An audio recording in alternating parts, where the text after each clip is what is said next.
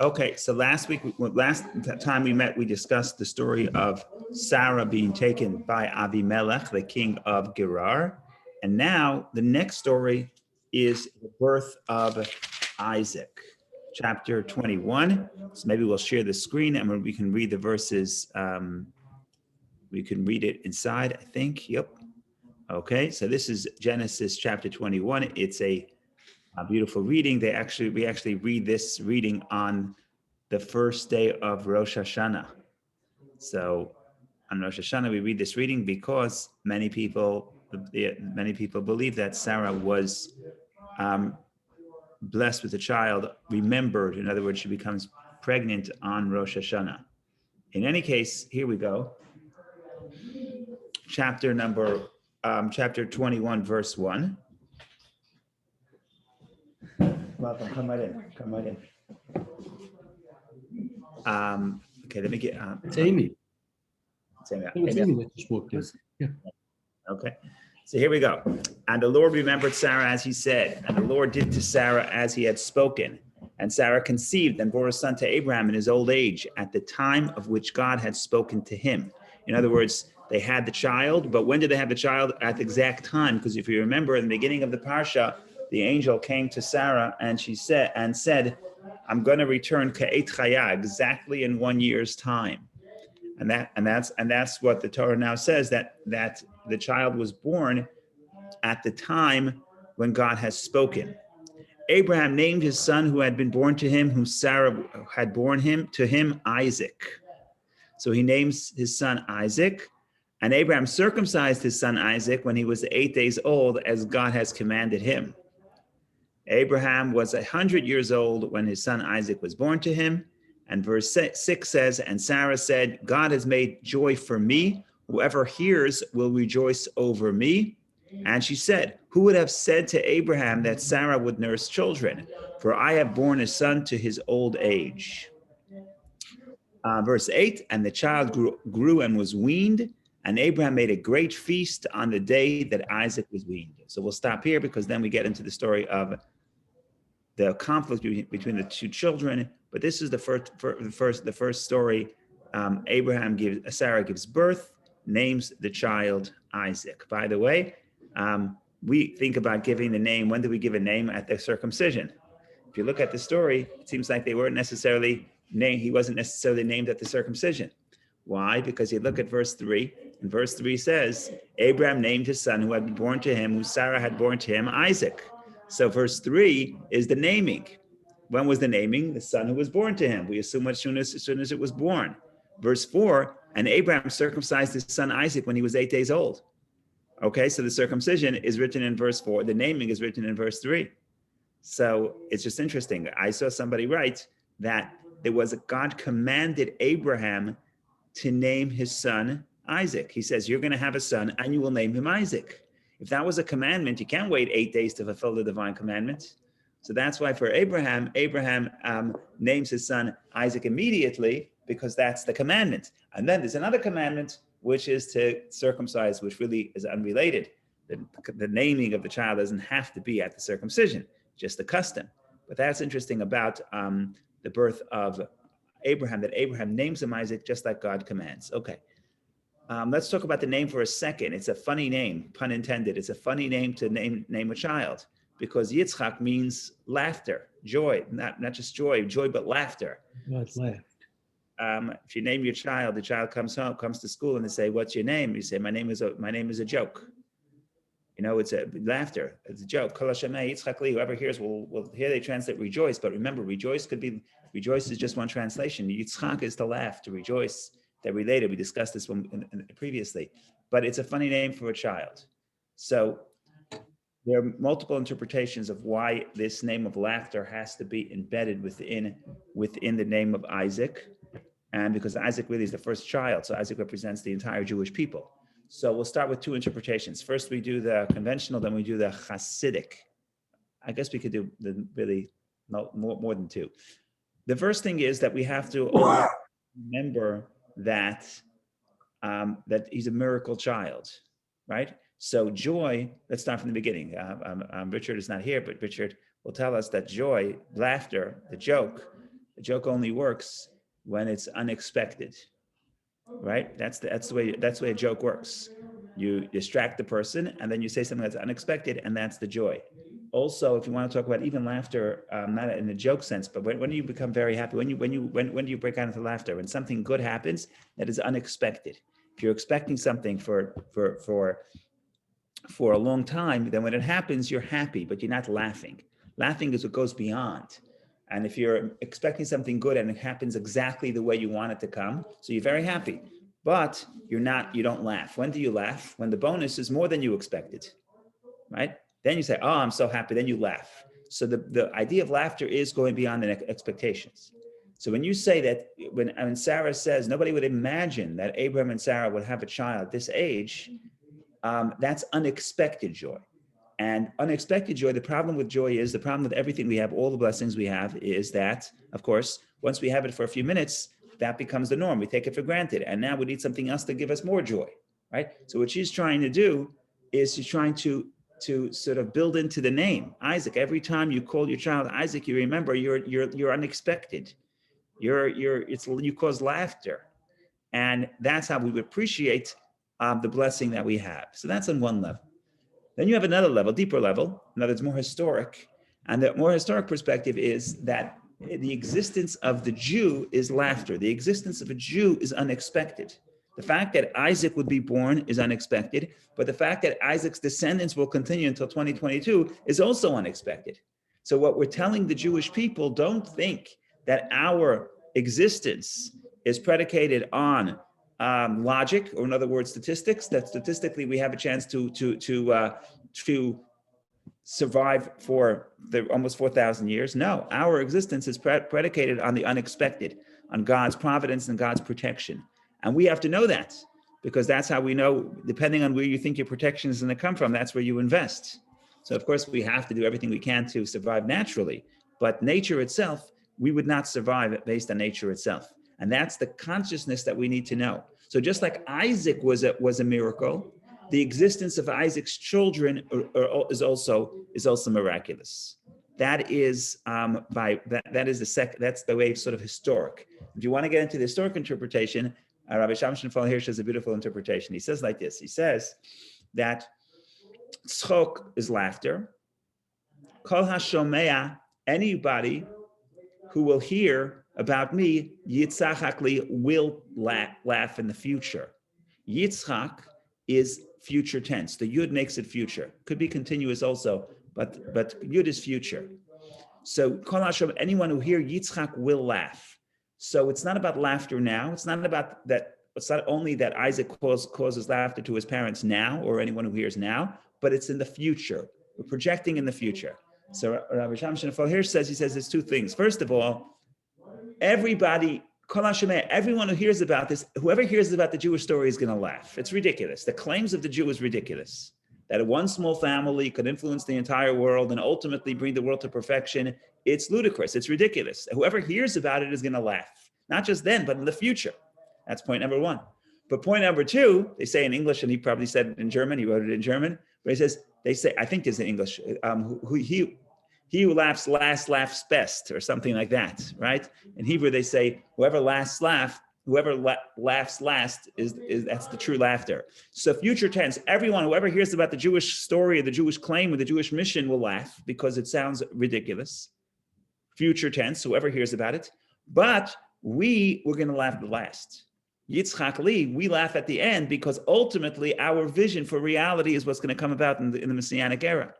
And ultimately, the joy is going to be ours. And that's why the laughter is not necessarily in the present tense, but it's in the future tense. So in that sense, when we talk about Yitzchak, we're talking about not just this child itself being miraculous and being unexpected and bringing joy, but that idea of believing in the unexpected and believing in the impossible is really a feature of all of Isaac's children. And it's a feature of how we were able to survive till now, because logically, we would not be able to survive. So that is one angle of the name Yitzchak. And then I'm going to give you a little bit of the Kabbalistic angle, which is also related to the next portion of Yitzchak and Yishmael. So we want to get to the relationship between Abraham and Isaac. And it's a tricky relationship, as we will see. The reason why it's so tricky is that they're very different people. And they're very different people. Their nature is very different. Abraham is outgoing. Abraham is very kind as in giving.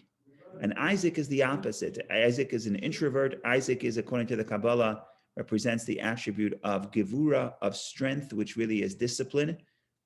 Discipline is the opposite of giving. When you're giving, you want to give everybody. Discipline is the idea is you want to give to the person who is deserving, or you want to help the person earn what you're going to give him. So it's very different. It's a totally different element of the soul. Kindness, chesed, the right side, giving, and gevura, holding back. It's very hard to hold back. It's very hard to discipline. It's very hard to tell your child, I'm not going to give you the gift until you earn it. It's very difficult, but that's Isaac.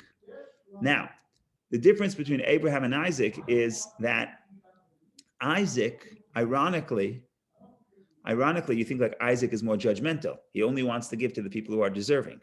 But ironically, what happens with Isaac is the way Isaac influences people, Isaac believes in the power of every individual. And therefore he says, I don't have to give it to you because I understand that deep within you, you have that potential. My job is to help you access that potential. So the metaphor would be for Abraham comes to the desert and Abraham brings water to the desert. That's what he does. He sets up his tent and he feeds the people. So he's bringing water to the desert. You look at Isaac, the one thing that keeps happening with Isaac is Torah tells us precious little about Isaac, but it does keep telling us that Isaac digs wells. And there's this whole story how he digs 3 wells. The first 2, there's a fight over. The third one, there's no fight. We know almost nothing about him, but we know he digs wells. Of course, he digs wells because he lives in the south of Israel, so he needs water. It doesn't rain. But that's the only thing the Torah tells us. Almost the only thing the Torah tells us about him. So the Kabbalah says, look, digging wells is really a metaphor for what Isaac does. There's one way I bring water to you from the outside. I'm going to convey, I'm going to preach, I'm going to tell you what the reality is. That's one element. Another element is I dig well. What does a dig well means? Dig a well means I know there's water in this land that seems parched. My job is to remove the earth, remove the covering, but the water is present. And when Isaac sees somebody, he doesn't have to preach the oneness of God. He says, let the person figure it out on their own. My job is to help them reach that. But I believe in that person, in that innate water hidden with every person, which explains why later in life, when we get to 2 parshas from now, we will see, what do we know about Isaac? Isaac loves Esav. Esav is the child who is more rebellious. Certainly that doesn't show any connection to spirituality. And yet Isaac is attracted to Esav. The reason is because he believes in Esav's potential. So that's the difference between Abraham and Isaac. So in other words, coming full circle back to the laughter comes from the unexpected. When Isaac says, I see the potential in Esav, that's unexpected. And that's the characteristic of Isaac. And that's why the laughter is built in within his name, because he's the unconventional thinker. So if he's unconventional, people think it's strange, people laugh. And when he's successful, it's also a cause for laughter, because again, laughter is predicated on the unexpected. So that is just a little bit about the name, because otherwise it's a strange name. You probably need a lot of therapy if your mother called you, your name is laughter, your name is a joke. I always say this story, but it's a funny story that my brother-in-law has 3 names, Yaakov Yehuda Leib, because he was named after multiple people. So his mother calls him Yaakov Yehuda. That's her family. His father calls him Yehuda Leib. That's his family. So this poor kid goes to school on the first day, and he's got 3 names. He's got Yaakov Yehuda Leib. So he shows up. This is a true story. I think that's what they tell me. He shows up in school, and the teacher says, "Nu, what's your name?" So he says, Yaakov Yehuda Leib. So she says, "Yeah, but what does your mother call you?" She says, my mother calls me Sweetie Pie. So that's the story with that. But in any case, if you come to school and your mother says, "What's your name?" Yitzchak, it's a big joke. The teachers will think you're pranking him, right? And that's really what's happening here, because our existence is it's like I said, it's a joke in the sense that it's unexpected. It's laughable in the sense of our aspirations as a people our mission, if you went to somebody and said that this family for 3,800 years ago, you would say this family is going to really influence billions of people, it would be ridiculous. But that's what Yitzchak is. So we bake the name into our personality, into our consciousness, and that's I guess we're still laughing, so we're still here. So that's the good news. Before we even continue, I want to just take I don't know if I should go into this because it's a separate subject, but I talk about it all the time because I like it. So I'll say it again, but I'll try to do it briefly. And that is that it's based on the first time we really hear about joy is Sarah. How many happy people are in the Bible? Right? Joy, pursuit of happiness is not a simple matter. But if you open up the Bible from the beginning, even the entire Bible, where's their joy? Everybody's suffering. Later on, we hear Jacob wants to have some serenity in his life, comes back from Lavan for 20 years. He finally settles. He wants to settle. And God says, you want to settle? No, now is not time to settle. Now we're going to have the story of Joseph. The pain, the suffering, there's not much joy. So you could say it's aspirational, but it's not. God made me rejoice. So we have joy, explicit joy in the context of the Bible in Sarah's giving birth to Isaac. So is there a deeper meaning here? So the Kabbalah tells us that you can really look back to Eve and then look at Noach and then look at Sarah. And everybody's seeking to be happy. The question is, where do you find your happiness? And the Torah is really giving us a lesson of what forms of happiness work and which forms don't work. And Eve wants joy, so what does she do? She looks for pleasure, right? She says, she sees that the fruit of the tree, it's good for food, and tavai lanaim is beautiful to the eyes, and it gives wisdom. It looks pleasurable. So Sarah wants joy, so she looks for pleasure. That doesn't work out, right? It leads to sin, leads to pain. What the Zohar continues and says, what the next person we read? Noach realizes that seeking your own pleasure, focusing on the self, is not gonna bring you joy. You have to ultimately forget about yourself to experience joy. So what does he do? He gets drunk after the flood. And what does he want to do? He really wants to correct, according to the Kabbalah, he wants to correct the mistake of Eve. So Eve is focusing on herself, on her own consciousness, looking for pleasure, looking to feel good, to be joy. So he says, if I can escape consciousness, I will be happy. So he gets drunk. What happens when he gets drunk? He rolls in the tent uncovered, naked.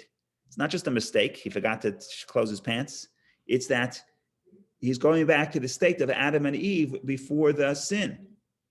Okay, so we don't film ourselves, so we don't think about our nakedness, so we're fine. He wants to go back. Of course, it doesn't work out, it has terrible consequences.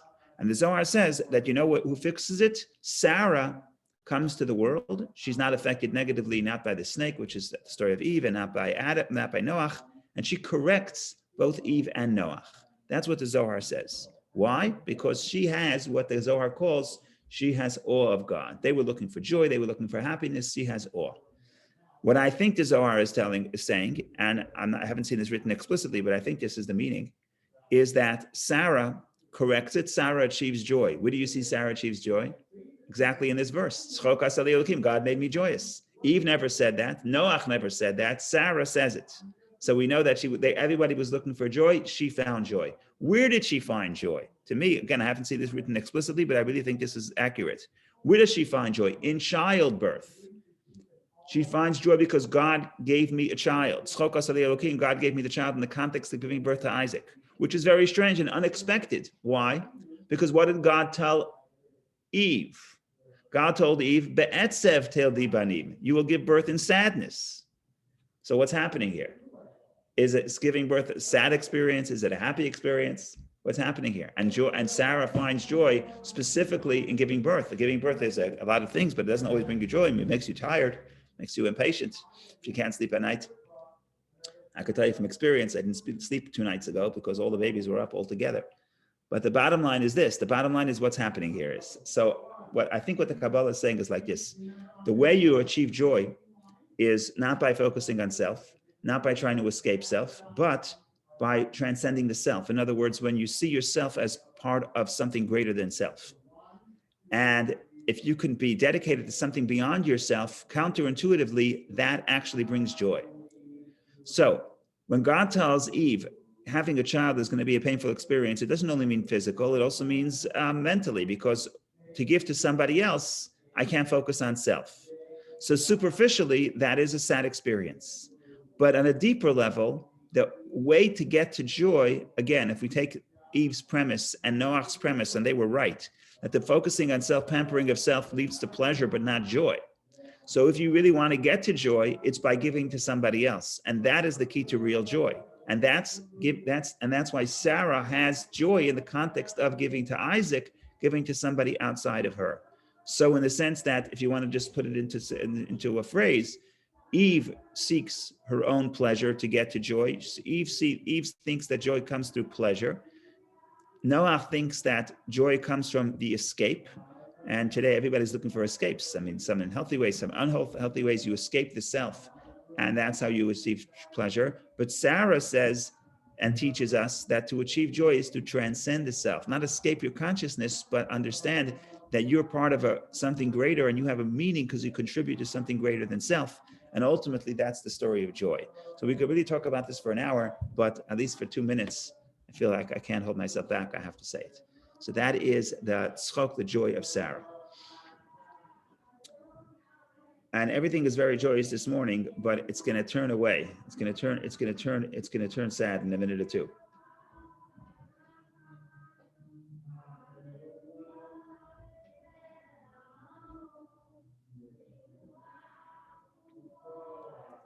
Why is it going to turn sad? Because sooner or later we turn, if you keep reading, Isaac is weaned. It's a machlekes, a disagreement what that means. He was 2 years old. Other people have other opinions, but in a short while later, relatively speaking, he's weaned. Abraham makes a big party in the day, b'yom higamelet Yitzchak, in the day that Yitzchak was weaned. There are different opinions. Some people say actually that this was actually the story of, the big party was the party of the circumcision. And there's an interesting, let me see if I can show it to you. There's an interesting remez, an allusion to that word, to the circumcision. But let me see if I can find it.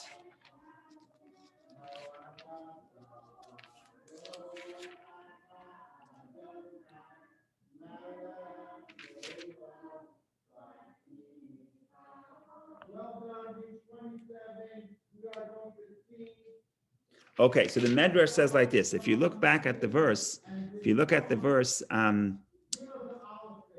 Avraham made a big party. Verse 8, right? Chapter 21, verse 8, and the child grew and was weaned. And Abraham made a great feast on the day that Isaac was weaned. When was he weaned? Rashi says it was when he was 24 months old. The Medrash says that Vayigamel, he was weaned. The Hebrew word Vayigamal could actually mean the circumcision. Because if you look at the Hebrew word Vayigamal, which I'm pointing at, so the last two letters, mal, is circumcision. I'm sorry, looking at the wrong word. Yeah, the mal is circumcision, but look at the next one. B'yom higamel et Yitzchak, the day Isaac was weaned. So look at this word, higamel, third to last word of verse 8. So the second half of the word is mal, circumcision. First half of the word is higamel. Higamel, hey is 5 and gimel is 3. So what does that tell you? 8. 8 mal. 8 is the 8th day, and mal is the circumcision. So some people say that this is an allusion to the big party that was made, Abraham made when Isaac was circumcised. But in any case, that's not the simple meaning, because the verse says Vayigdal, and the child grew. Literally, Vayigdal is you grew older. So it's not the simple meaning. So Rashi sticks to the simple meaning that he was weaned. So he gets a little older. And the problem here is that now we run into the conflict between Isaac and Yishmael, or Sarah is now afraid of the negative influence of Yishmael on her son Isaac, Yitzchak. And basically she influences Abraham to evict his wife, his maidservant wife, his second wife, Hagar, and her child. And that story is a very sad story, and you see how it ends. And it's I guess it's a sad story. So we're going to tie into that. We have to understand it, but it doesn't necessarily, I'm not sure it makes it any easier, even if we understand it, but it's certainly a sad story. But before we go there,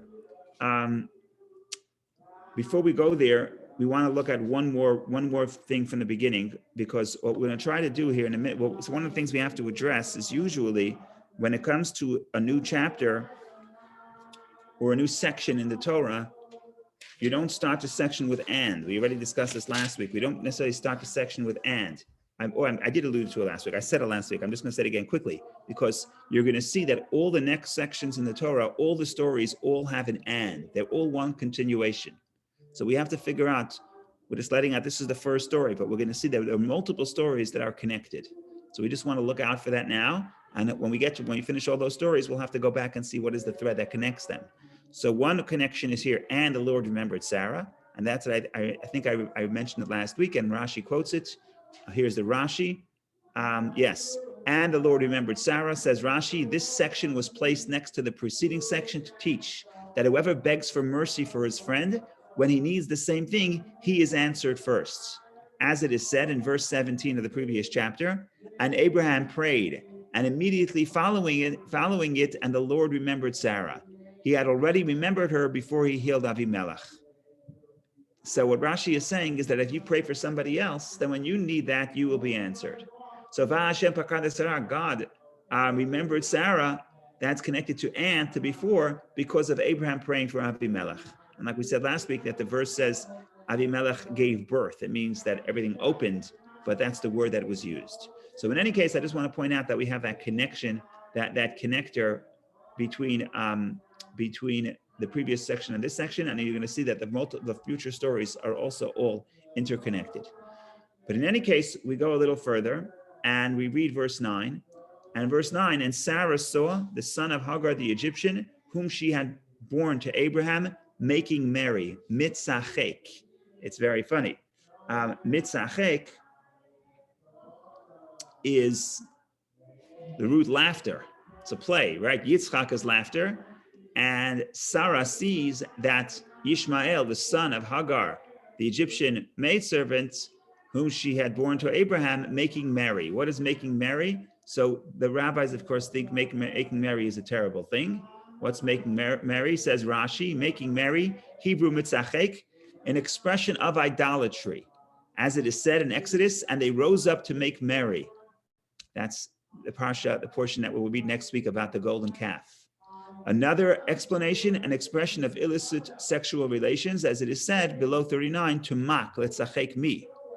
That's later in the story with Potiphar and Joseph. Another explanation, an expression of murder, as it is said, let the boys get up now and sport before us, etc., in the book of Samuel. Okay, what's happening here? What's happening here is like this. The rabbis want to, of course, read. We want to justify Sarah. Sarah wants to get rid of Yishmael. What is Yishmael doing? The verse says, what does Yishmael do? He's making merry. He's making a few jokes, right? So you're going to throw the kid out of the house because he's making a few jokes? It's very strange. So what the rabbis do is they say, look, mitzachek, if you look at the word mitzachek, making merry, in the Bible, it's a euphemism for the three most terrible sins: murder, illicit sexual relations, and murder, and what else? And avodah zarah, and idolatry.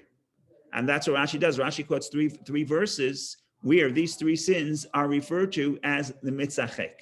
So what the rabbis are doing here is saying that Sarah sees that the child, Yishmael, is making merry, but it's a terrible thing. Whatever that, we don't know exactly what it is. Rashi says it's these three sins, but the point is, this is severe.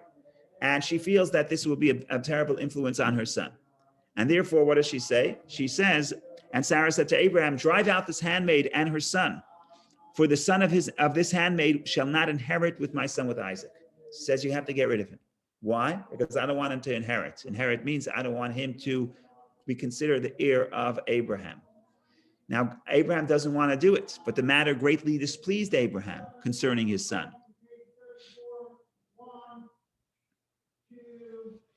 It's interesting how they refer to the son. Verse 10, Sarah tells to Abraham, drive out this handmaid and her son. She doesn't say he's your son. It's her son. It's the handmaid. It's Hagar's son. Verse 11, the verse says, the matter was greatly displeased Abraham concerning his son. He considers Ishmael his son. Sarah considers Ishmael the son of Hagar. right? When my kids make trouble, my wife tells me, my wife tells me, your child is making trouble. I say, really? It's my child? I thought it was our child. That's what happens. So here is the same story. Here, Sarah is the opposite, really. Sarah is Hagar. Sarah is saying, get rid of Hagar and her son. Abraham is like, it's my son. So here we have all of a sudden God intervenes, and God tells Abraham, you have to listen to Sarah. And God said to Abraham, be not displeased concerning the lad and concerning your handmaid. Whatever Sarah tells you, hearken to her voice, for in Isaac will be called your seed. So in other words, listen to Sarah, because Isaac is indeed your heir. In Isaac will be called your seed. Through Isaac will be called your seed. Your descendants come through Isaac. But also the son of the handmaid I will make into a nation, because he is your seed. And basically God says you have to go and listen to Sarah, because indeed Isaac is your only heir. And then we have the story how she sends away Hagar and Ishmael and they get lost. We'll get to that in a minute. But before we get to that, we want to figure out what exactly happened, what's Sarah's thinking, what's Abraham's thinking, why is Sarah right? Is Sarah right?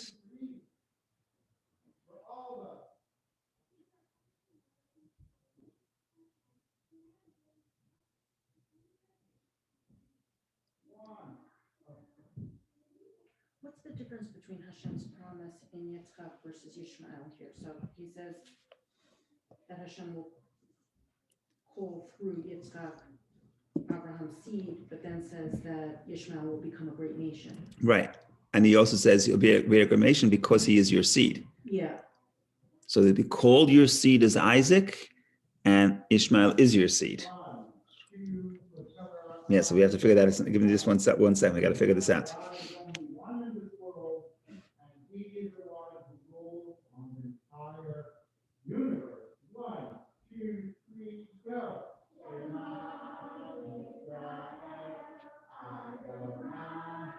Okay, so what is this? What is the difference? So seemingly what it means is that while Abraham had multiple children, he had two, and later on we read he had, next parsha we read he had even more. So Abraham, and God tells Abraham, he has multiple nations coming from him, but the child, through which will your seed be called. I think your seed be called means that this is your primary legacy. This is your legacy. You have many children, but what's your legacy? Where do you invest? Which nation is going to carry your legacy and your teachings? That is Isaac. But Ishmael is also your child, so he becomes a great nation. But that's not necessarily Abraham's primary legacy. That's what I would say.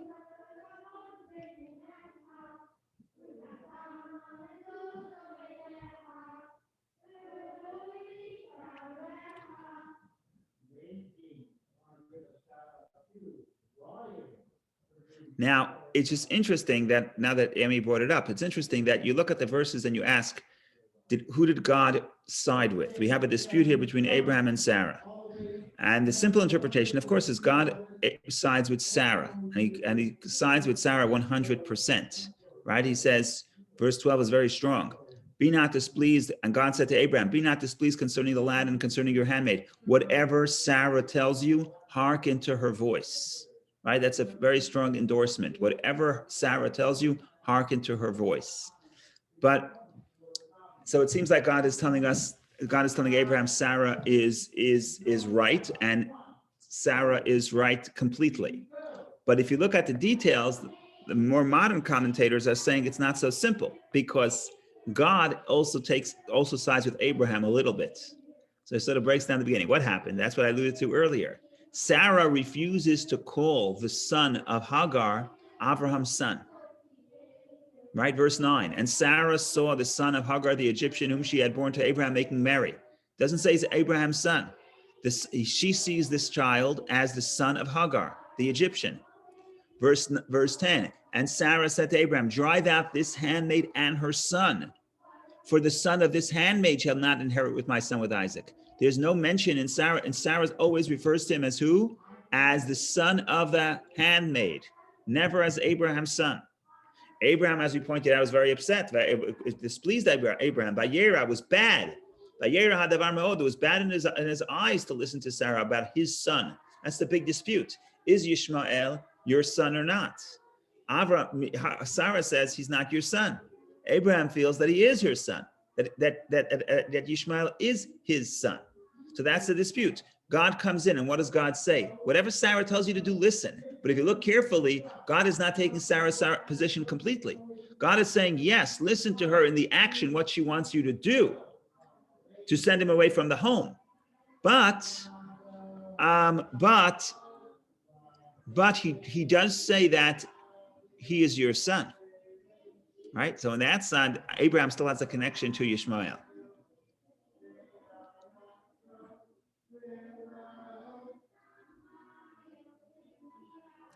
And there's another point, maybe just one moment before the question, another point is, did Abraham do what Sarah said? Seems like he did, but he really didn't. If you look at verse 14, so Abraham listens to God, and Abraham arose early in the morning, and he took the bread and a leather pouch of water, and he gave them to Hagar. He placed them on her shoulder and the child, and he sent her away. And she went and wandered in the desert of the Beersheba. Okay? So in the English, you're not going to see any difference. But in the Hebrew, there's a very big difference between what Sarah said to do and what Abraham said. English, you'll lose it. You lose the subtlety. What does Sarah say? Sarah says in verse 10, and Sarah said to Abraham, drive out this handmaid, garesh, chase out. The word garesh, to chase out, is the etymology is the word divorce. A divorce in Hebrew is gerushin. Chase the person away means cut ties. She says, cut ties. Sarah says, send them away, cut ties with them, and divorce them. The handmaid and her servant, and her child, the handmaid and her child. What does Abraham do in actuality? So in the English, they translate, he gave, in verse 14, he gave it to Hagar, and he placed them, and he sent her away. But that's not the exact translation. Vayishalcheha, and he sent her. It doesn't mean sent her away, it means sent her. And you know that in Hebrew, lishloach is to send on a mission. When you send somebody, you're not disconnecting. To the contrary, when you send someone, they are your emissary, they are your shliach, they are your agent, they are an extension of you. So we'll talk about that, but it's very clear that Sarah wants divorce, disconnect. Abraham sends her away, but sends her, not even away, sends her. Sends her implies there's a mission. And she's an agent of his. They are connected, especially according to what we read later, according to the sages, that when Abraham remarries a woman after Sarah passes away, Keturah, the sages say Keturah is Hagar. So there certainly was no divorce. But it's interesting, if you look at the subtleties, Sarah refuses to call Ishmael her Abraham's son, and she says, chase them away, which implies divorce, garesh, that's the word for divorce in the Bible. And here it says, Vayishalcheh, he sends her away, does not say divorce her. Sends her means sends her out like on a mission, an extension of him. And God says he is your child, who will be a great nation through him. He's not your legacy. He's not the person who will carry your legacy, but he's your child, and therefore will become a great nation. So it's not so. God is coming down in between. What we want to do now, after take a question, we'll take a minute or two and try to figure out what is this dispute between Sarah and Abraham. Why does God, who is right, Sarah or Abraham? Why does God take Sarah's side to some degree and but not completely? So we have to discuss all of this. But so far we just put out the pieces of the puzzle. Now we have to put them all together. Go ahead, please. You gave us the derivation of Yitzchak, but what about Yishmael? Is there any kind of a... Yes, Yishmael is the previous story where we read that God, before Yishmael was born, we had a similar story where Hagar, once she becomes pregnant, she stops respecting Sarah. So Sarah tells Abraham, send her away. I'm sorry. Sarah tells Abraham to influence Hagar to respect her. Abraham says, you do what you want.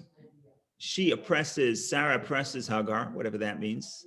Hagar runs away and she sits at the water, and the angel comes to her and says, go back to your master's home and don't worry, you'll have a child, because Shama Hashem et anech, God heard your pain, and that's Yishmael. Yishmael, God will hear, and that's the etymology of the word Yishmael. God will hear. So the Thank you. idea that when somebody's in distress, God will hear. That's when it was told to her. You will see both that story and this story is similar. Also in this story, when they get lost, God is going to intervene and God will help her. So yes, God helps everybody, and that's Ishmael. But is this Abraham's legacy? No, Abraham's legacy, the transformation of the world, which is almost laughable, like we said, is Yatzi Yitzchak. Thank you. Okay, so what's the big difference between Sarah and Abraham in their understanding of their mission, and that really influences how they want to deal with Yishmael?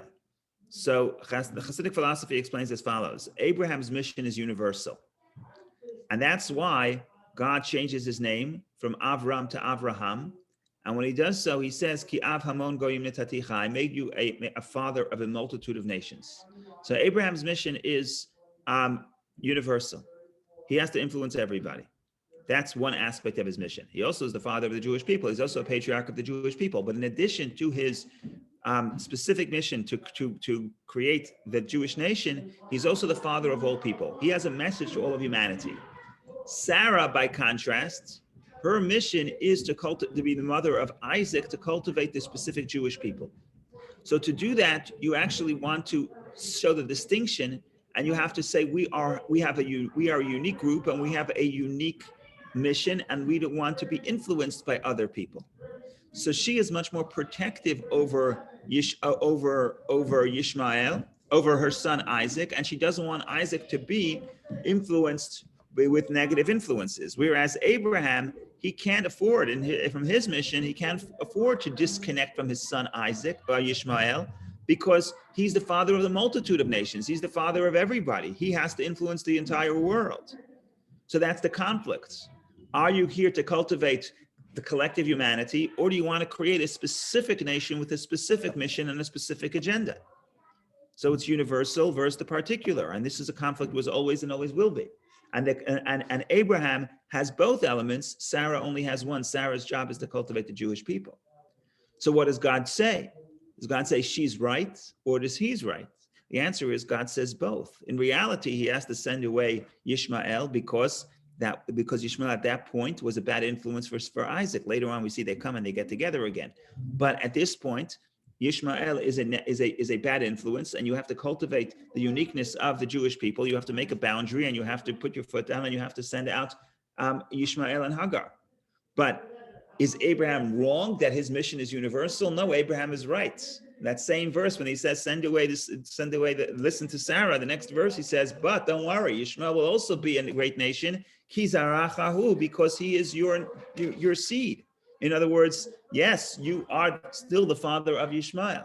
So in that sense, we have to do, Abraham is right. And in some sense, the descendants of Abraham and Sarah, have both those seemingly sometimes conflicting ideas. On one hand, we have to be Jewish, we have to be different, we have to be unique. On the other hand, we have to influence, we have to be we're part of the world, we have to influence everybody because our message is universal. And that's the Sarah aspect and the Abraham aspect. And both are true. And that's what God really is not necessarily, even though it seems like God is agreeing with Sarah, he's not really. Upon a deeper analysis. And the big question is, are you the father of Isaac, or are you the father of multiple nations? On that question, God is clear that he's on Abraham's side. So in that sense, we too have both those ideas. We have the idea that we're Jewish, we're unique, we have a unique mission, but then we're also part of the collective universal mission, and therefore we have to influence everybody, and we can't divorce and send away the other peoples. So that's sort of how this dispute, the deeper reason for the dispute between Ishmael and Sarah and Abraham, because the reason why they disagree is because their mission was not exactly the same.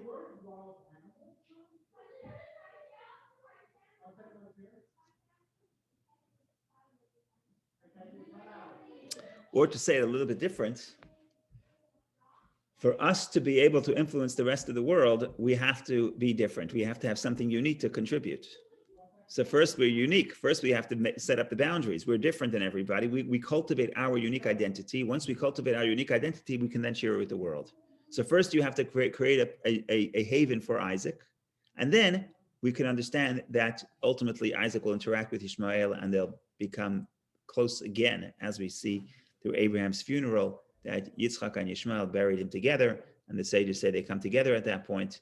So you have the idea that yes, we're part of the world. We have a universal message, but to be able to achieve our universal purpose, we have to first cultivate our own unique identity to be able to contribute to everybody. So that's a little bit about the dispute between Abraham and Sarah. Now, if we have a few minutes, we can go look at what happens when Ishmael and Hagar are sent away. And it becomes very, very interesting because the modern commentators find many similarities between this story of Hagar being sent away and, surprise, and the binding of Isaac, which happens in the next chapter, but it doesn't matter if it's the next chapter. It's in the next happens to be the next chapter, but even in the Torah, it's two portions away, two sections away, two paragraphs away. But again, like I said, they're all connected, because the binding of Isaac chapter 22 starts with Vayehi, and it was Achar Adar Me'ela, after those matters. And then the previous story, which is the peace treaty between Abimelech and Abraham, is Vayehi Ba'itahi, and it happened at that time, right? So all these stories are connected. When Yishmael sends away Hagar, when God sends away Yishmael, when God tells Abraham to send away Yishmael, at that point, they make peace with Abimelech. At that point, God tells Abraham to bind his son Isaac on the altar. So these stories seem to be all connected. And the sages connect all the stories. They say each one how it's connected to the one before. They don't always necessarily say how all four are explained.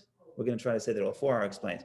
But in any case, the modern commentators say, if you look at the language of the sending away of Ishmael and the language of the binding of Isaac, there are many similar phrases that reappear, and that connects the two stories. So we want to read the story, we want to see what happens and what the meaning is, and we want to keep an ear, because eventually when we read the binding of Isaac, we're going to connect it to the binding of Isaac and see, could we draw any insights from the similarities between those two stories. So that's the roadmap for the next few minutes and the next few weeks. Okay, any comments or questions, please share. Otherwise, we continue to track what happened with Ishmael and Hagar. Do the rabbis feel that Abraham was correct when Hashem said everything that she says to do, you should do? Was he understanding Hashem correctly? Should he have chased her away, or should he have sent her as a messenger? Yeah, so I have not seen the rabbis address that. I have not seen the rabbis address that. To me, the chasing away and the messenger, the divorce and the messenger, that I have not seen written either. That I said on my own, because it's so clear. Because you have that, commentators explain it elsewhere, especially the first time we saw it with the Garden of Eden. Adam and Eve feel they're chased away, but God sends them from the Garden of Eden. Remember, we discussed that, right? So it's very clear that the Bible, when it says sending away. So I made that connection, but other people say this point that it's clear that God is still insisting that Ishmael is his son. So the rabbis, I haven't seen the rabbis address it. That's why when I read it, I said, could be I'm wrong, but when I read it, I say that when Sarah says, when God tells Abraham, do whatever Sarah tells you, it's almost like he doesn't say the word do. He says, Kol asher tamar lecha Sarah. Everything Sarah says, Shema b'kol, listen to her voice, heed her voice. It's do what she says. But that's not the perfect, I don't know if that's perfect explanation, but that's the way I like to, that's the way I'm saying it, just to make everything fit. The other Hasidic interpretation of, doesn't say it about this, but in general, Shema b'kola, listen to her voice. But literally, b'kola in Hebrew, what is bi? The prefix bi is in. Listen in her voice, which is a very important message. Listen in her voice. It's not, like I said, the commentators explain this about other matters, not about this. But listen to inner voice means don't listen to what she's saying. Listen to what's in the word she's saying. right? You could tell me something, I could listen to your words, and then I could listen to what are you really telling me? And your deeper message is not always the same as the external message. And it could be that what we're saying now is that Sarah herself doesn't necessarily need the divorce. Sarah, what she really wants is the protection of Isaac.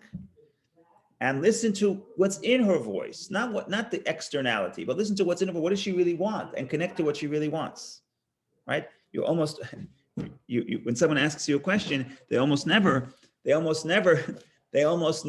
say what's the deeper meaning, what's really bothering them, right? So the first job is to figure out what's really bothering them. You know the story, you know the story of the Pesach. Yeah, you know the story. You know my stories. The story is like this, very quick story. The story is that when somebody came to one of the great sages of the 19th century, I forget which one it was. It was someone from the Soloveitchik family, I think Reb Chaim Soloveitchik. I forgot already who it was. But he comes to the rabbi right before Passover and he says, Rabbi, I have a very important question. What's the question? Am I allowed to fulfill? But the Seder, you have to have 4 cups of wine. Can I fulfill the obligation to have 4 cups of wine by drinking 4 cups of milk? The rabbi says it's a very, very difficult question. I don't know the answer. I don't have time to look it up. So here's what I'm going to do. I'm going to give you a bag of money. You're going to go and you buy yourself wine, as extra money for the matzah and for everything else you need. And come to me after Passover when I have more time. I'm going to delve into the question of whether or not you're allowed to fulfill the obligation of 4 cups of wine with 4 cups of milk. So the guy leaves. So the Rebbitzin tells the rabbi, I don't understand it. Every kid knows you cannot fulfill the obligation of the 4 cups of wine with milk. What do you have to tell them to come back? It's an obvious question. So he says, you don't understand the question. That wasn't his question. His question was, if the guy told me he cannot fulfill the obligation, if he's asking me this question, obviously he can't afford the wine. And so he wants to drink the milk. But if he has milk, he's not going to eat meat during the Seder. So he certainly has no food. He certainly has no roast. And if he has no roast and meat, he certainly can't afford matzah. So what he's really asking me is, Rabbi, what should I do? I don't have any money for the Passover Seder. That's the question. Now, he asked a different question. He asked, are you allowed to fulfill your obligation with 4 cups of milk? But that's not the question. That's not what's in his question. So here too, when God tells Abraham, so number one point is someone asks the question, what are they really asking? In other words, the Rebbe said it differently. The Rebbe said, when someone asks a question, never answer the question, answer the questioner. Right? Someone asks a question. You don't have to answer the question. Answer what's bothering them. It's not always the same thing. Usually isn't. But in any case, so here, listen to what's in her voice.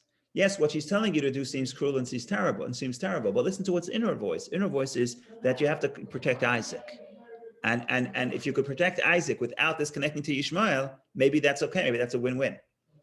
Right, so that's the way I read it. I haven't seen the rabbis that address this point directly, because again, this observation that that Abraham did not really do exactly what, that God didn't really do Abraham did not really, God didn't agree with Sarah completely. That I haven't seen in the sages. That's more modern commentators. It's like God refers to him as Aracha, as your child. It's clear. Now, Sarah never said he's not your child explicitly, but she doesn't name him as a child. She says, son of the maidservant, right? And she says it twice. So again, this is more of a modern commentator, but I think it makes sense. And I think that God is I think it's a nice interpretation that God tells Abraham to listen to Sarah, but that doesn't mean that everything that Sarah has said about the relationship between Ishmael and Abraham is correct. Okay.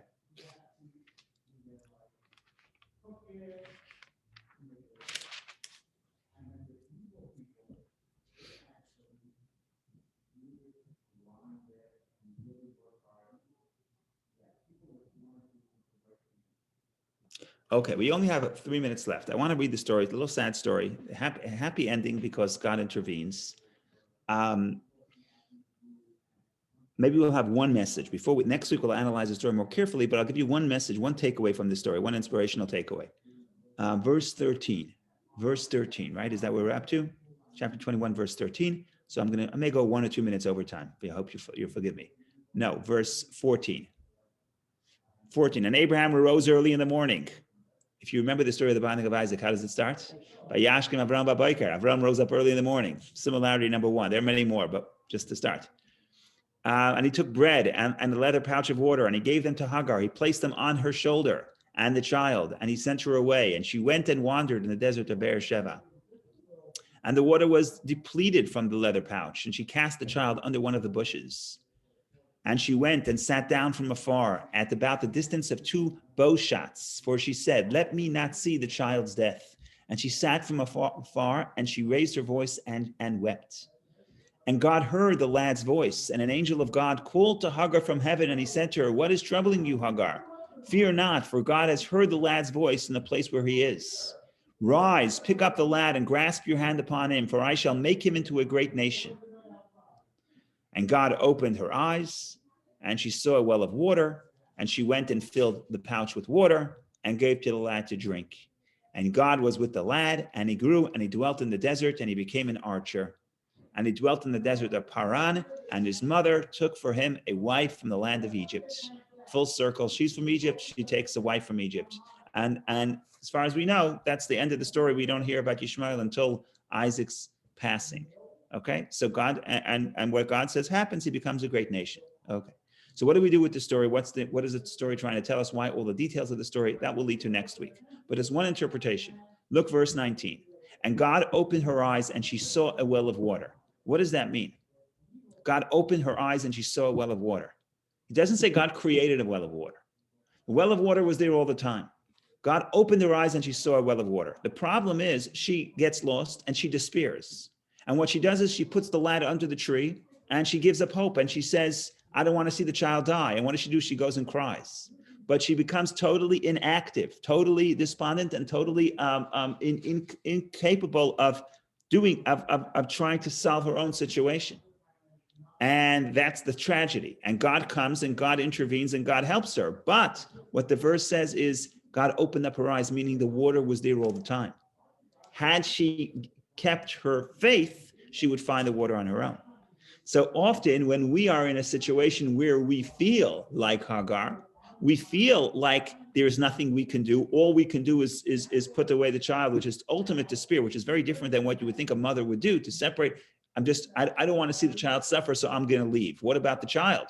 What about empathy? What about being there for the child? No, but because she comes to the point of complete despair.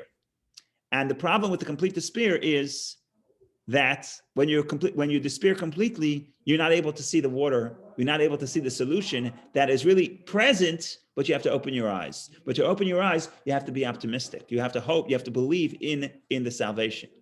So that's an interesting point. The interesting point is that we too can be in the situation of Hagar, but we have to understand that God's help is to opening up the eyes to what was already there. And if we don't despair to begin with, we'll be able to see, we'll be able to find our own water. Go ahead, Neil. Rabbi, I don't understand this word vayipach. How come the Torah doesn't use the word poteach? What's that word? Vayiftach? I mean, the Torah doesn't use the word poteach. It uses vayifkach. Oh, vayifkach. Pokeach, yeah. So that's biblical Hebrew. You see it also. Where is it? And God opened her eyes. In modern Hebrew, liftoach is to open, but your eyes is lifkoach. That's biblical Hebrew. In the Bible, there are verses lifkoach einai. So opening up eyes is lifkoach. It's a different word. We actually say it in our prayers. In the morning prayer, we say one of the early prayer with let me just see. One of the early blessings that we say. One of the blessings that we say in the morning, we thank God for our ability to see. We say pokeach ivrim. Second blessing. Blessed are you, Lord of God, King of the universe, who opens the eyes of the blind. Pokeach ivrim. Also, there are biblical verses that talk about lifkoach einayim ivrot. Opening up the eyes is the different word. It's a different word, pokeach. Now, the etymology of that word is pikeach. Pikeach is clever. Okay, so it's wisdom. So just like in English, enlightenment is connected to sight. So in biblical Hebrew also, opening up eyes represents not just physically, but it opens up and expands your sight, the ability to perceive. And you could say that God opened up her eyes physically, or it means God opened up her perception. Because like I said, the word livkoach is opening up the eyes, but it also comes from the word pikeach, which is clever. So there's this unique word in Hebrew for opening up eyes, because eyes is also a metaphor for enlightenment and wisdom. So it's a different word. But I think in this context, it also could mean, in the more metaphorical sense, that God opens up her perception, and then she's able to see what always existed. So the problem. Go ahead. I'm sorry. Does the Torah use the same verb when Abraham sees the ram in the bush at the Akedah? So there it says, "Vayisav Ram et einav." There it says that he lifts his eyes. He lifts his eyes. Lifting his eyes, that's a little bit different. He lifts his eyes. Lifting his eyes also is raising your perception. So you're understanding something that you didn't understand before. It's interesting that both with the binding of Isaac and with the water, the solution was there all along. Right? The ram wasn't created. Abraham lifts his eyes and sees the ram. And the ram, the solution to the problem would be the binding of Isaac. The solution was always there. And the angel comes to Abraham and says, don't send your arm against the lad. Don't harm Isaac, because now I know that you're a God-fearing man. So the angel saves Abraham. And here the angel saves Hagar. She says, don't worry, God will be with you. What it seems is, I'm just thinking on the spot, Abraham lifts his eyes. Abraham, in the story of the binding of Isaac, Abraham finds a solution. Abraham lifts up his eyes. Here, God opens up her eyes, which means she is completely passive. And that's an important point. One of the distinctions between Abraham, perhaps we're gonna do this next week. We'll contrast both stories. But you see here, she is completely passive in the story. Abraham is not. And even when you get to the solution, Abraham raises his eyes, lifts his eyes. Abraham finds a solution, as opposed to here, God opens up her eyes. But she's not. There's no indication that she takes any action. So what happens when a person is challenged? And sometimes she gets lost, and then this is complete despair. She puts the child down, unnatural. She says, "I don't want to see the child. I don't want to see the child suffering." Now, that's not what a mother is. Ultimately, a mother is empathy. So even if it's painful to see your child suffering, but to abandon your child is unheard of. Rabbi Shamshon Hirsch is very angry at her. He says, this is not a Jewish mother. I haven't seen his commentary recently on this, but I remember he said, this is not what you do. So I'm not a mother, so I can't judge. And I can't judge someone who's in pain, who doesn't want to see a child suffering. But you see, it's despair and it's separation. She's separated from her child. The challenge with Abraham, I'm giving you a little preview, brings Abraham and Isaac closer. Right? It brings them closer. And Abraham is always active. Abraham raises his eyes and sees the solution. Okay, so there are a lot of similarities, but the similarities highlight the differences. So we'll get to that. We'll get to that next week, God willing. The bottom line is that we have to open our eyes and see the water, and if not, God will open up our eyes and see the water. But usually, more often than not, the solution is presence. The water is there. The question is, are we too much in despair to be able to see the water? But if we're hopeful and we believe in the divine promise that he will be a great nation, had she believed, had she had hope, then she would have seen the water on her own. But if you don't see the water on your own, God is kind, and therefore Yishmael, God will hear the cry of the lad, and God will open up your eyes and show you the water. But the point here is the water is always there. So, Rabbi, can I ask a follow-up question? Yes, please. Does Nachshon also lift up his eyes and see that the sea is splittable? So the story of Nachshon is a medrash. I can't tell you for sure because it's not in the Bible, in the biblical verse. There, the verse says, "Vayisau," to speak to the Jewish people and let them journey forward. Okay. Also, active versus passive. Right. So they were stuck at the sea. So they cried to God. God says, "Don't speak to. Don't. They shouldn't. What Matitzak? Why are you crying? Why are you screaming? Even while you're praying, Rashi says, not time to pray. Speak to the Jewish people and journey forward. Sometimes when you get stuck, the solution is keep going. So she got stuck, ran out of water, got stuck just a little bit before the water. She got a little bit further, she would have seen the water. See what I'm saying? Sometimes the solution is, I don't know how it's going to work out, but keep pushing forward. That's what I would say. Okay, have a wonderful day, everybody. Sorry for going way over time. Wonderful week, and we'll come back again, and we'll see what we can learn from Ishmael and Hagar and the binding of Isaac and how all these stories interconnect. Have a wonderful day. Thank you. Yasher Koach, Rabbi, thank you. Thank you. Thank you, Rabbi. Thank you, Rabbi. Have a wonderful day.